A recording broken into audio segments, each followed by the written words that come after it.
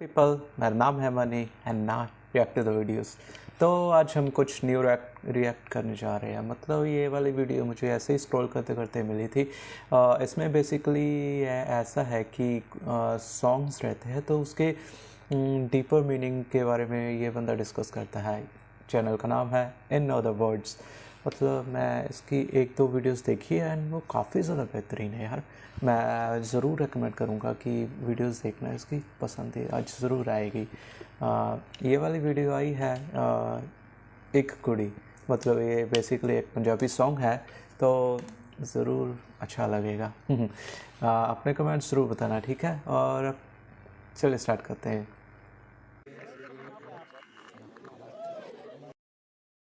सितारों को आंखों में महफूज रखना, बड़ी देर तक रात ही रात होगी। मुसाफिर हैं हम भी, मुसाफिर हो तुम भी। किसी मोड़ पर फिर मुलाकात शेर होगी। शायरी फिर क्या, इतना ही है। हिमाचल के बैजनाथ में लगा था 14 दिन का शिवरात्रि का मेला और यहीं शिव ने पहली बार एक कुड़ी को बटाल देखा। भी। हर आर्टिस्ट की जर्नी में एक फेज आता है जब उसने इश्क पढ़ा तो बहुत होता है, म्यूजिक की थ्योरी बहुत पढ़ी होती है, लेकिन इश्क को महसूस नहीं किया होता।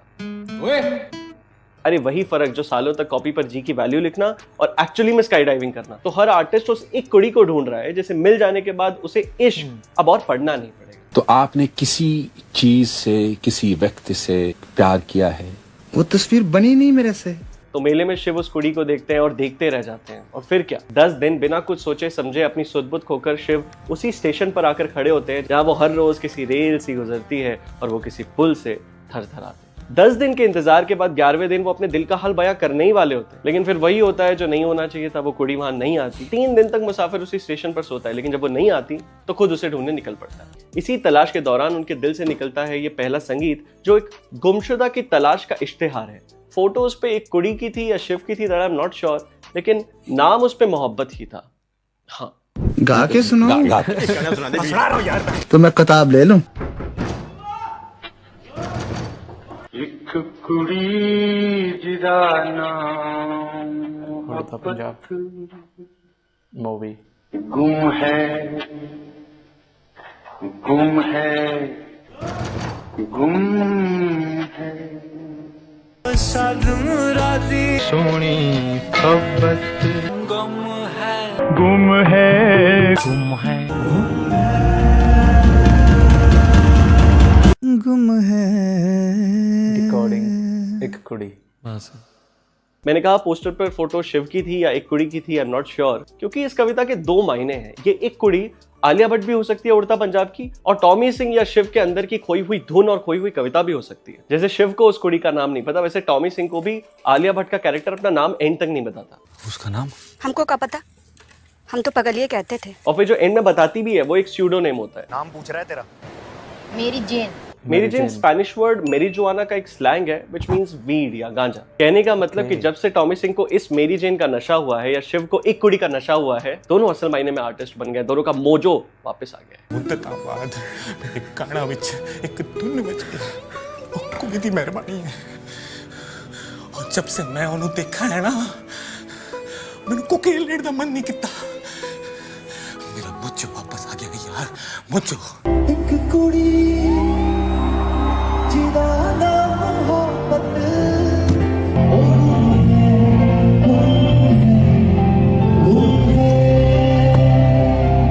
साथ मुरादी सोनी मोहब्बत।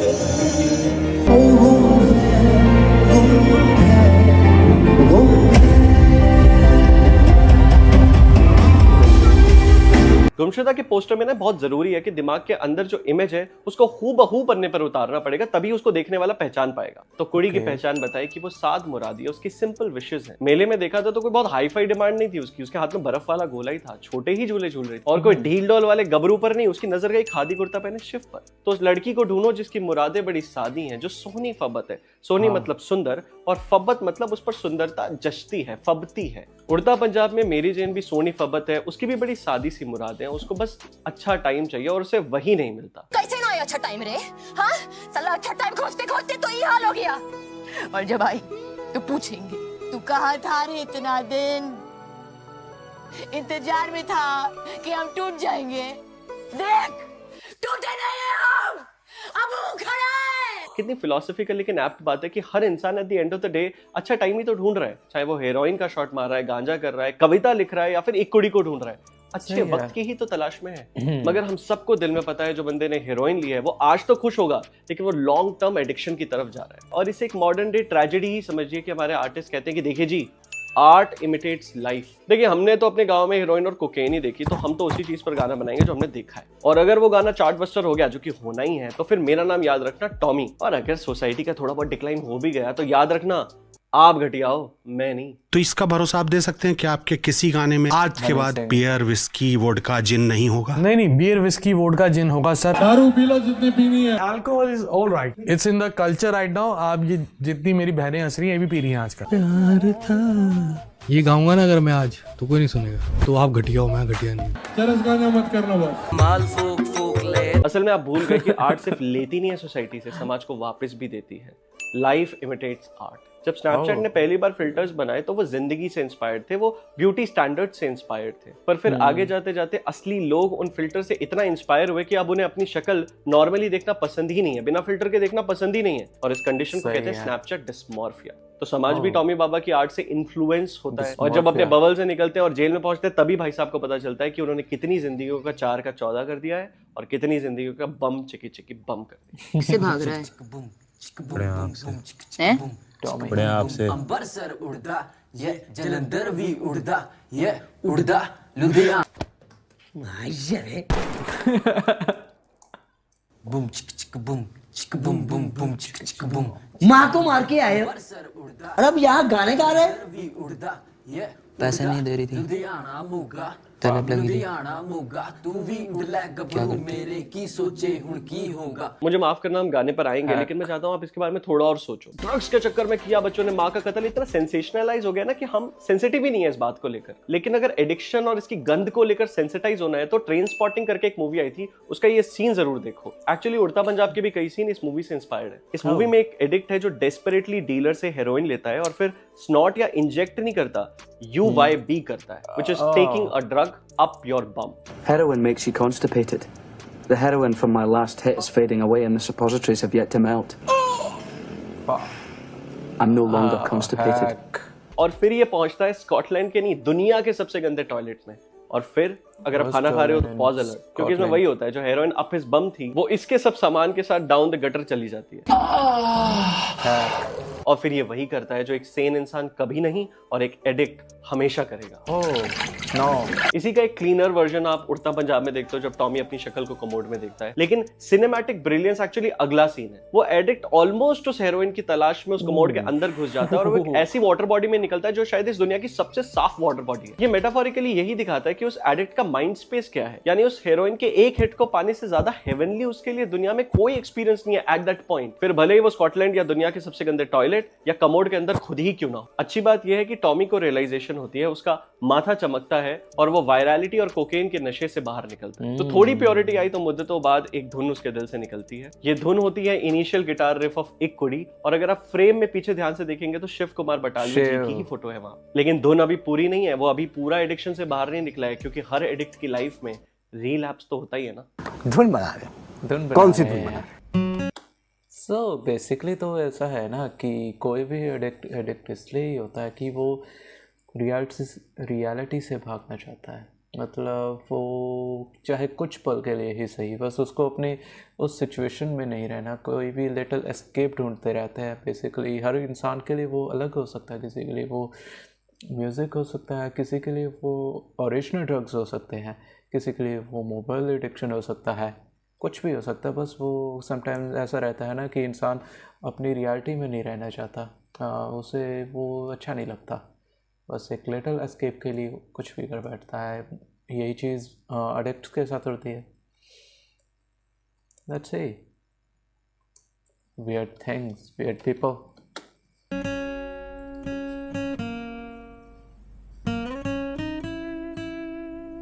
धुन बन नहीं रही है, नहीं हो रहा, मतलब नहीं हो रहा बस।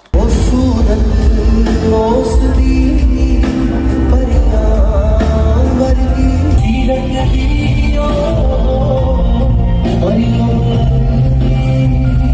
तो इश्तिहार आगे कहता है कि सूरत उसकी परियां वर्गी, परियों जैसी है, और सीरत से, एटीट्यूड से, अपने कामों से वो मरियम लगती है। कुरान की मरियम और बाइबल की मेरी जीसस की माँ थी। वो इतनी डिवोटेड थी ऊपर वाले को लेकर कि ऊपर वाले ने उन्हें वरदान दिया और वर्जिन होने के बाद भी उन्हें जीसस हुआ। मेरी जिन को ध्यान से देखोगे तो ना तो अब उसकी सूरत परियों जैसी है और ना ही अब वो वर्जिन है। इनफैक्ट क्वाइट ऑपोजिट, उसे हेरोइन एडिक्ट बनाया गया ताकि वो उसे स्लेव बना सके और में धकेल सके। लेकिन टॉमी की तो उसने धुन पूरी करी ना। टॉमी जो मरने जा रहा था उसे आखिरी एक होप दी, इसीलिए वो अचानक से आई परी है। वो एक आर्टिस्ट के लिए उसकी आमद है जो अचानक से होती है। और अगली लाइन मुझे बहुत प्यारी लगती है। जब कोई आपसे पूछता है कि आपका फेवरेट गाना कौन सा है, तो आप वर्ड बाय वर्ड उसे लिरिक्स नहीं बताते रहे, आप उसे बताते हो कि उस गाने को सुनकर आपके अंदर क्या एहसास हुआ। तो माना कि एक कुड़ी एक इश्तिहार है, उसमें शक्ल सूरत की ही बात होनी चाहिए, लेकिन अब बटालवी साहब आपको ये बताते हैं कि उसे देखकर उनके दिल में क्या एहसास हुआ। चढ़ देने तुर दी है तो गजल है लग दी। क्या बात है। जब खुलकर हंसती है तो खामोश दोपहरों में भी वो बरसाती हवाएं चलने लग जाती हैं और आसमान से पानी नहीं, पेड़ों से फूल बरसने लग जाते हैं। बेसिकली सिंह कि उसका ये असर है मुझ पर कि जब वो थोड़ा भी खुश होती है मेरा पूरा जीवन खुशनुमा हो जाता है। और तुरदी है, चलती है तो गजल जैसी लगती है। आपने कभी सोचा है कि गजल और गाने में क्या फर्क होता है? गजल तब बनती है जब आप एक टाइमलेस पोएट्री को लेकर एक सिंपल सी धुन पर उसे बुन देते हो। तो कहते हैं कि जब वो कुड़ी चलती है, जब उस आर्टिस्ट को आमद होती है तो गजब हो जाता है।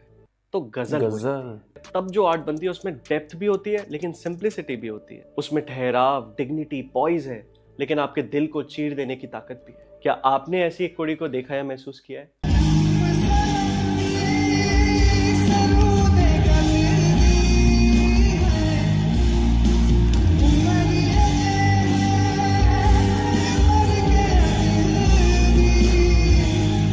अगर आप रेगुलरली मेरे चैनल को देखते हो और अगर आपने ये वीडियो देखी है तो आप इस बात से वाकिफ रखोगे कि हम अपनी भाषा को ही कितना कम जानते हैं। मतलब आज के दौर में आज के लोग भाषा को चखना नहीं, निगलना चाहते हैं और इसी वजह से हम इसका स्वाद लेना भूल गए हैं। पहले तो ज्यादातर लोग एक कुड़ी को सुनेंगे लेकिन कभी भी उसके मतलब से मतलब नहीं रखेंगे। और खुदा न खास्ता अगर आपको इंटरेस्ट आ भी गया और आप सरूद ए कददी का मतलब इंटरनेट पे देखने पहुंचे तो सारे ट्रांसलेशन आर्टिकल आपको सरू का मतलब साइप्रस बताएंगे। तो ये साइप्रस ट्री पहली बात तो इंडिया में होती नहीं है और ये 80 फीट की होती है। और फिर सबसे हम 5.5 फुट के ये कंक्लूजन निकालते हैं कि कभी इस बार भी फेंक रहा है। जिसने शिव कुमार बटालवी जी को जाना है, जिसने उनकी कविता पर एक भी आंसू बहाया है, वो ये जानता है उनसे ज्यादा सच लिखने वाला कवि कोई नहीं था। इनफैक्ट वो दारू पीकर इतनी जल्दी गुजर भी गए क्योंकि उनको इतना हेवी क्रिटिसिज्म मिलता था कि सच लिखने की वजह से। मगर कवि भी चले गए और उनके साथ उनके जीने मरने के असल मायने भी। और मेरे को भी पता नहीं चलता अगर मेरे साथ ये नहीं होता। लम सलमी सरों दे कददी, पंजाबी लग रहा है मिलता है ना, ऑलमोस्ट ये हाइट रहेगी उसकी। लम सलमी मतलब कुल मिला के मेरे गांव में जो सरसर लगती है उसकी हाइट। वाह, थोड़ा सा आप एक बार कंफर्म कर लीजिए। कौन सा? सरों दे कददी। सरों दे कददी, सरों मतलब सरसों। सरू इज ऑस्ट्रेलियन पाइन। अरे पर बटाली साहब ऑस्ट्रेलियन पाइन की बात क्यों कर रहे हैं? पाइन की हाइट क्या होती है? वो लंबी है। तो उतने कद की तो नहीं होगी ना वो। सरों दा साग, मक्के दी रोटी। ये बहुत प्यारी कॉन्वर्सेशन है भाई, ये जरूरी है। लोगों को पता होना चाहिए कि सरों की कद क्यों बोला। जैसे मैथ्स पे कहते हैं ना लंप सम, तो वैसे ही लम सलमी सरू दे कद थी। Now that we know it's not cypress tree, सरसों के कद थी। मतलब ज्यादा लंबा कद नहीं है उसका। उम्र अजय है मर के अगती, उसकी उम्र मरती हुई आग जितनी है, बुझते हुए कोयले की जितनी है। कितनी ब्यूटीफुल इमेजरी है कि राख होने से पहले बुझता कोयला थोड़ा लाल होता है, कि गालों पर भी वैसी ही लाली है। और ये इमेजरी अगली लाइन में और क्लियर हो जाती है।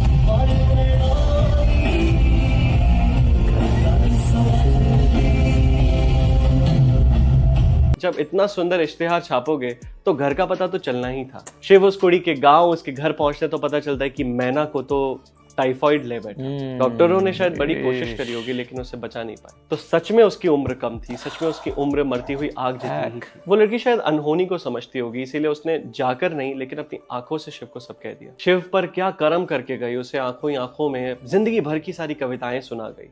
यही तो होता है इश्क कि शिव को बस कुछ नजरों से वो लेजेंडरी पोएट शिव कुमार बटालवी बने। लेकिन शिव को उनकी जिंदगी रहते बड़ा क्रिटिसिज्म मिला। वैन गो जिनकी पेंटिंग अब करोड़ों में बिकती है, उनकी जिंदगी रहते उनकी एक भी पेंटिंग नहीं बिकी। ये तो जिंदगी का दस्तूर है बाबू कि जो सच कहने वाला आर्टिस्ट है ना, वो जिंदगी भर भूखा रहेगा लेकिन फिर उसकी मजार पर बड़े बड़े मेले लगेंगे। इस गाने के जो मेन सिंगर है शाहिद मालिया, उनके बारे में भी मुझे ऐसे लगता है वो भी एक ऐसे ही कलाकार। उनकी आवाज को, उनके हुनर को जितनी इज्जत हमें अभी देनी चाहिए हम नहीं देंगे, पर हम बाद में जरूर देंगे। एक्चुअली मैं एक छोटी कोशिश करना चाहता था, इसलिए मैं उनके साथ बैठा और मैंने उनकी आर्ट के बारे में, उनके हुनर के बारे में उनसे बात करी। इनफैक्ट मेरे को याद है जब उन्होंने लास्ट में मैनू विदा करो सुनाया तो स्टूडियो में बैठा हर आदमी रोने लग गया और मेरे को उस पर गिटार बजाने मिला। So do check out his podcast. और पॉडकास्ट का जो फुल एक्सटेंडेड वर्जन है वो मेंबर्स के लिए आएगा। इनफैक्ट अगर तुम साथ हो का हम एक लाइव डिकोडिंग करने वाले हैं, वो भी मेंबर्स ओनली होने वाला है। तो अगर आपको मेरा काम अच्छा लगता है, आप उसे सपोर्ट करना चाहते हैं और इस तरीके का एक्सक्लूसिव कंटेंट चाहते हैं तो मेरी मेंबरशिप को जरूर लें। बहुत कंटेंट आने वाला है। And I will now leave you with this precious moment. Check check. तुम सभी पाक मगर पाप का दरिया में मैनू विदा करो, मैनू विदा करो जी, अब विदा करो मेरे यार। मतलब काफ़ी ज़्यादा हैवी हो गया माहौल। मैं थोड़ा सा इमोशनल भी क्योंकि ये वाला जो सॉन्ग है ना काफ़ी ज़्यादा बेहतरीन लगता। मैं क्या बोला, जो है शिव कुमार बटालवी वो लाइफ के बारे में काफ़ी कुछ डिस्कस कर सकते हैं। किसी रोज़ उनके जो पुराने इंटरव्यूज़ वगैरह है उस पर भी हम रिएक्ट करेंगे और हो सके तो बुक पढ़ना भी स्टार्ट कर सकते हैं। Anyway, it was my reaction as a Punjabi. वैसे तो आई ऑलरेडी नो, बट जो ये स्टोरी है एक कुड़ी वाली, ये मैनू भी हुनी पता चला। Feel sad. Anyway, life goes on. Video पसंद आई तो लाइक करना, ठीक है। मिलते हैं जल्दी नेक्स्ट वीडियो में, तब तक के लिए बाय बाय।